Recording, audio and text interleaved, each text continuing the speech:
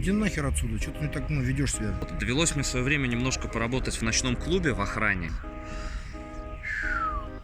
Вот так сказать, психолог. Да. Друзья, всем привет, с вами рубрика «Ответы на вопросы». Чая, папиросы, ответы на вопросы. Клуб «Самоборона 100%» отвечает Макс Степанов, Макс Шрамков. И сегодня очередной вопрос, на который мы постараемся вам ответить максимально подробно. Мы же Максимы, поэтому максимально будем подробно отвечать. Ну что, поехали? Вопросы в сфере психологии. Если начали давить и агрессировать, то как и что говорить? На самом деле сформулировано так достаточно коротко, очень, Общо, мне да? кажется, да, но мне кажется, как раз очень частая формулировка, типа, вот если на меня там бычат, как мне вести базар, да, там кто-то спрашивает, как мне там на гнилом базаре, да, кто-то там, как по фене, как еще что-то, а по факту вот, то есть на нас агрессируют, как и что говорить. А Так. надо ли что-то говорить? Ну, то есть, если у вас есть возможность выйти из этой коммуникации, которая вам неприятна, которая вам непонятна, которая, вас как-то задевает, просто выходите и все. Мне кажется, самый лучший способ. Зачем вам что-то говорить? Ну, если вам не хочется что-то говорить, вы не обязаны никому ничего говорить. Как это в фильмах? Вы имеете право хранить молчание. Вот. То же самое и здесь. Нахрена вам отвечать на вопрос, или не знаю, даже, может, вас не спрашивают, тут, видимо, речь вот вообще не спрашивают. Ты что, найдет тебе сейчас там что-то? Ну, зачем вам разговаривать с таким человеком? Просто выходите из коммуникации и все, и уходите. Вы имеете полное право сказать до свидания или по-английски уйти, не прощаясь. Поэтому я как-то вот так вот вижу ответ на этот вопрос. А я бы даже еще глубже бы посмотрел. Мне кажется, вот можно порассуждать вот о чем.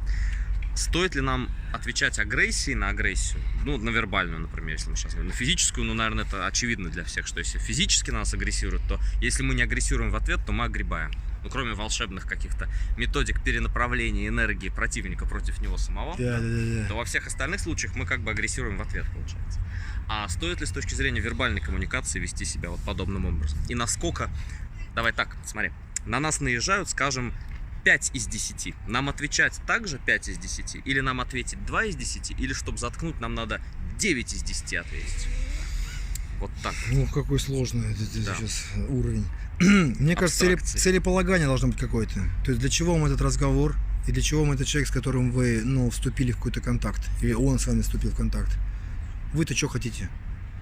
То есть, вот такие вы шли, к вам подходит некий мужичок, дерзкий, агрессивный, и начинает что-то вам говорить. Вы с ним планировали эту встречу? Планировали потратить на него свое время? Калории, эмоциональные силы. Да, то есть входит это в ваши жизненные планы и задачи, разговаривать с какими-то проходимцами. Если это не входит в ваши планы, тогда вопрос, по-моему, как бы очевиден.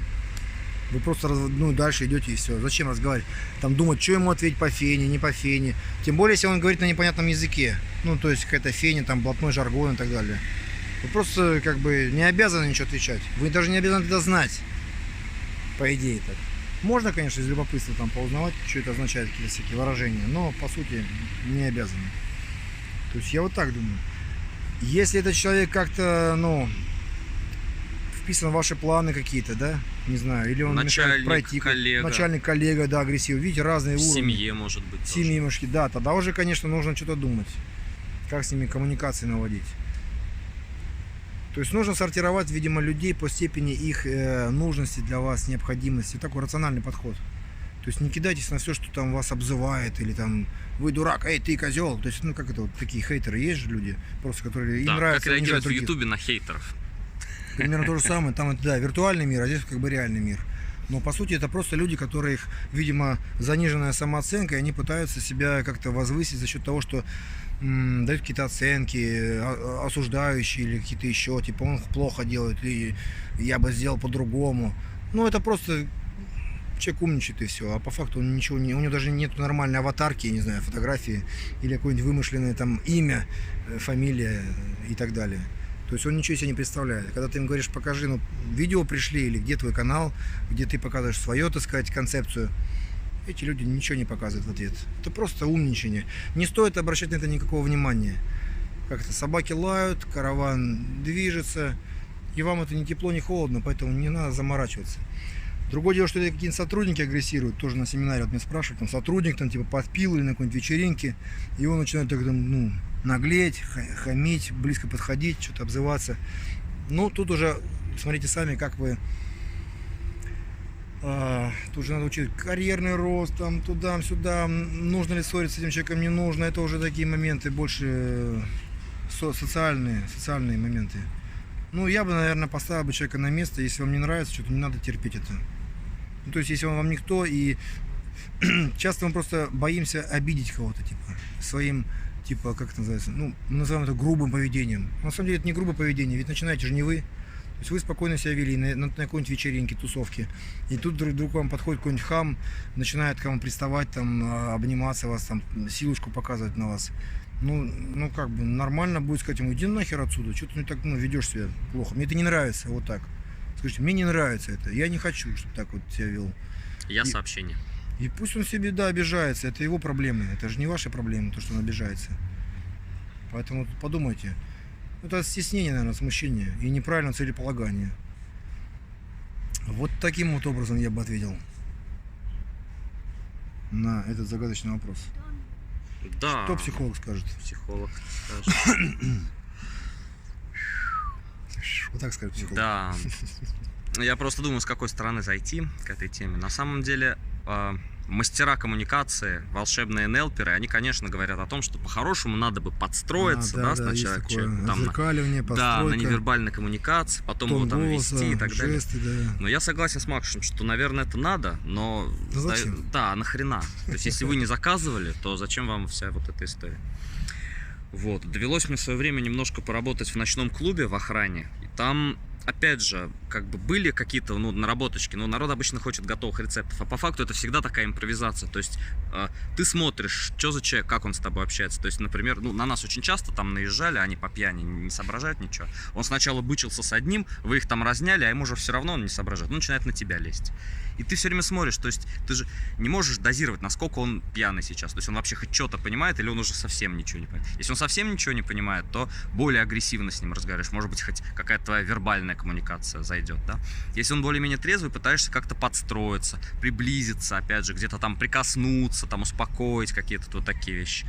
Но опять же, братишка, да, ты никогда не уважаемый. знаешь. Да, никогда не знаешь, потому что вроде как ты начнешь, да, с ним, а он начинает это расценивать как то, что ты такой вот весь из себя послабее. Если ты вежливо себя ведешь, то это может расцениваться как слабость какая-то. Да. Поэтому это всегда импровизация. То есть никогда нельзя 100% сказать, надо сделать вот точно так. На агрессию только агрессией. Да.